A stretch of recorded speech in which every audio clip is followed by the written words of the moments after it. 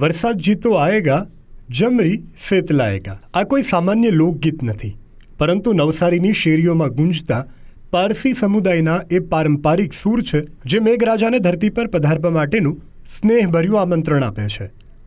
નવસારી જિલ્લામાં વસતા પ્રકૃતિ પ્રેમી પારસીઓ દ્વારા આજથી પવિત્ર બમન માસની શ્રદ્ધાભેર ઉજવણી શરૂ કરવામાં આવી છે.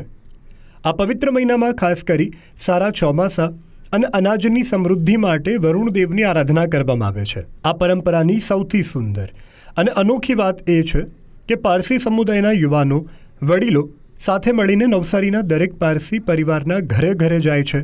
ત્યાં તેઓ પરંપરાગત ગીતો ગાય છે અને દરેકના ઘરેથી શ્રદ્ધાપૂર્વક દાળ તથા ચોખા એકઠા કરે છે.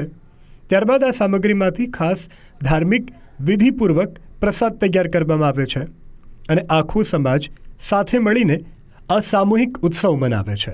તમને જાણીને નવાઈ લાગશે કે પ્રકૃતિના રક્ષણ અને જીવદયાને વરેલા પારસીઓ આ આખા બમન માસ દરમિયાન સંપૂર્ણપણે શાકાહારી બની જાય છે અને સામાન્ય રીતે માંસાહારના શોખીન ગણાતા પારસીઓ આ પવિત્ર મહિનામાં માંસાહારને સ્પર્શ પણ કરતા નથી.